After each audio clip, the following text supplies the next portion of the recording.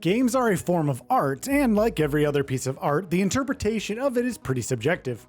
There are plenty of games that are considered divisive for some reason or another, and here are 30 of the most divisive games of all time. We have a lot to cover, so let's get right into it. The Order 1886. Ready at Dawn's The Order 1886 felt like a game that was way ahead of its time, and a lot of that could be credited to the sheer brilliance of its cinematic presentation.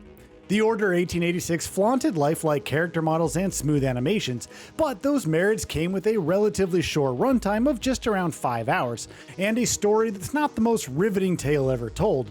To that end, The Order 1886 became a rather divisive game amongst fans, with some continuing to swear by it while others dismissing it as another instance of all show but no substance.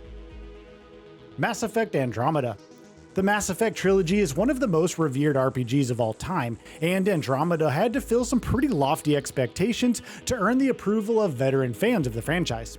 Between the game being developed by an entirely new studio and releasing in a rocky technical state, Andromeda quickly became the wrath of many a Mass Effect fan.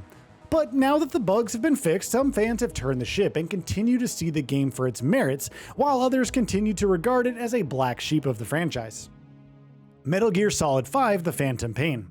The story of Metal Gear Solid 5's turbulent development is well known at this point, and the fact that the team was able to deliver something of this pedigree under such conditions is nothing short of an achievement.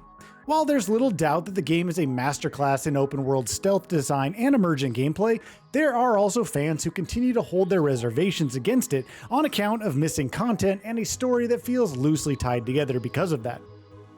Max Payne 3. The first two Max Payne games were developed by Remedy Entertainment, and there was a very visible element of the developer's personality that shines through in the original and the fall of Max Payne. So when Rockstar Games took charge of the franchise for the third iteration, many of those signature traits felt altered or lacking, be it the dark and dreary aesthetic of New York or the melancholic tunes of Poets of the Fall, or even the comically depressing lines of Max Payne himself, which were replaced with generic profanity. Not to say that Max Payne 3 didn't do anything right, far from it, but the litany of creative changes did drive a wedge between fans who took the game for its merits and those who wished for a similar experience as the past games. Days Gone. Days Gone is generally considered to be one of the weakest games to have come out from Sony's first-party roster last generation, but that statement might just not be indicative of the entire story. Days Gone is by no means a perfect game, but that doesn't mean that it's not worth playing either. Its signature mechanics of humongous freaker hordes and building out your bike is something that will appeal to any post-apocalyptic game fan, but enjoying that requires you to bear a weaker narrative and poor pacing of the experience, which upset many players. Beyond Two Souls.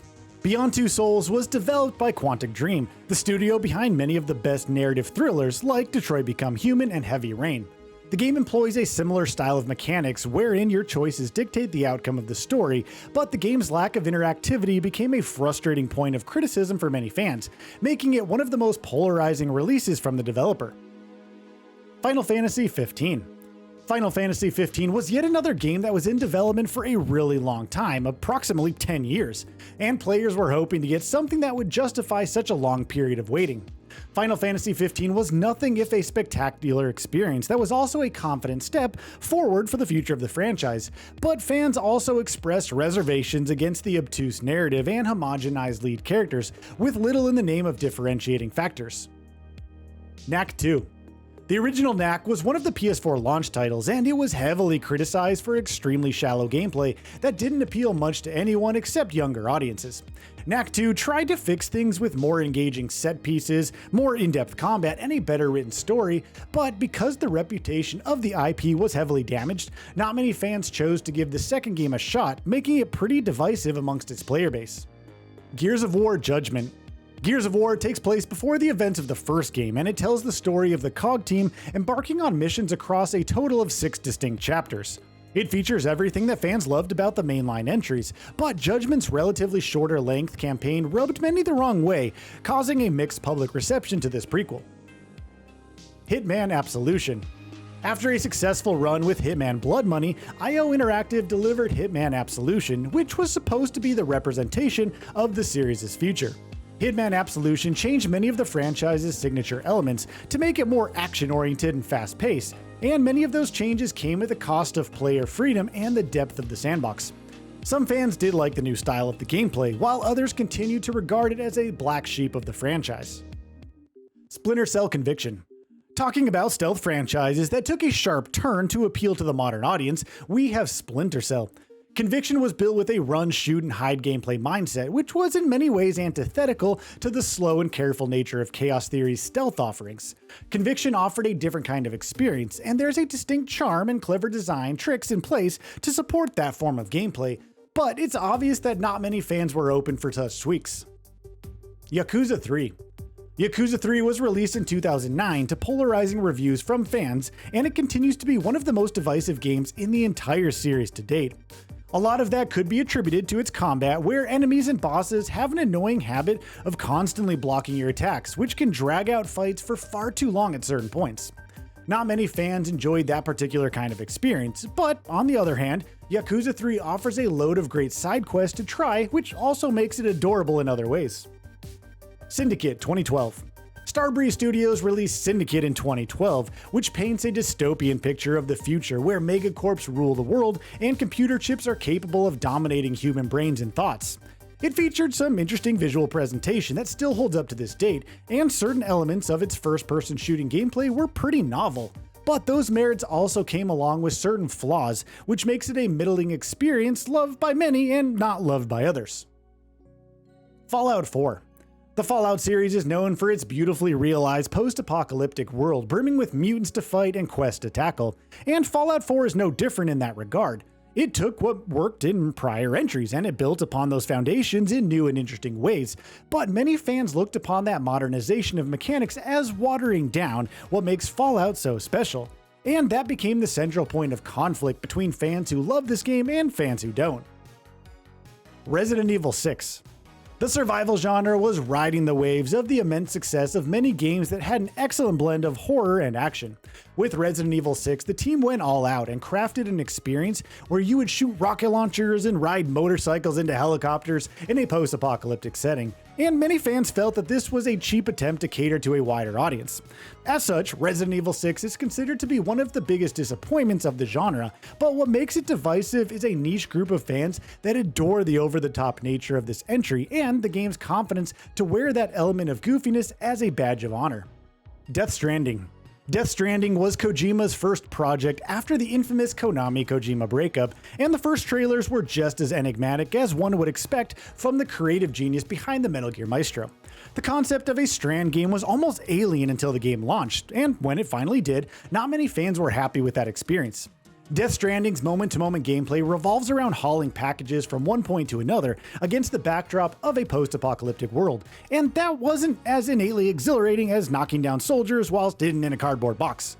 But those who stuck with the slow burn nature of Death Stranding would tell you that it's one of the most unique experiences of recent memory, and Kojima's striking depiction of isolated communities also became a lot more relevant after the COVID-19 pandemic hit.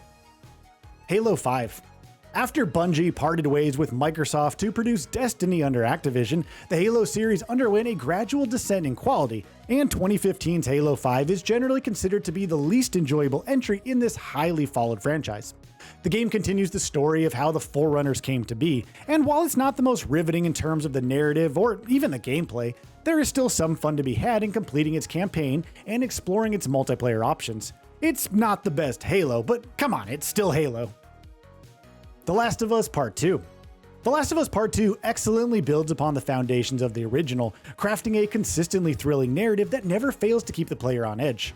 Almost everything from the combat to the set pieces and visuals has seen major improvements, making it an objectively better game than the unanimously praised original.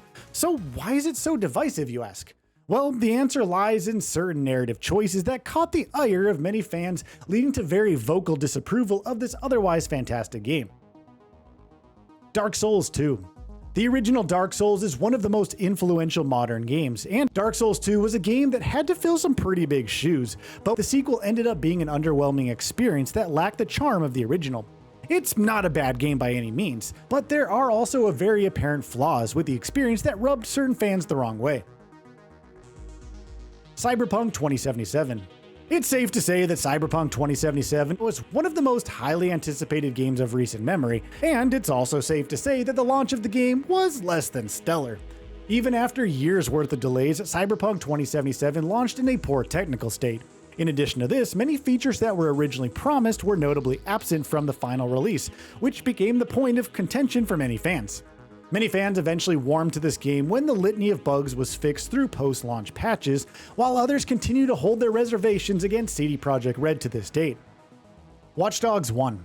The initial showings of Watch Dogs set the internet ablaze with hype and anticipation, thanks to its impressive level of visual fidelity at the time and attention to detail.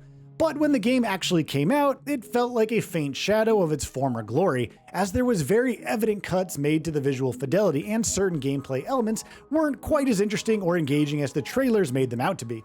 These were enough reasons for many fans to dismiss Watch Dogs for misleading marketing, but those who did give the game a fair shot would most likely tell you a different story altogether. Again, it's not a perfect game by any means, but there are plenty of merits worth appreciating as well. Starfield. Starfield was set to be Bethesda's first new IP in over 25 years, and suffice to say, expectations were through the roof since the developer is behind some of the most iconic experiences of recent memory. Starfield was touted to be Skyrim but in space, and it's safe to say that Bethesda didn't perfectly land on those expectations. Certain elements like the combat have seen major improvements, but others like exploration and space traversal left quite a bit to be desired.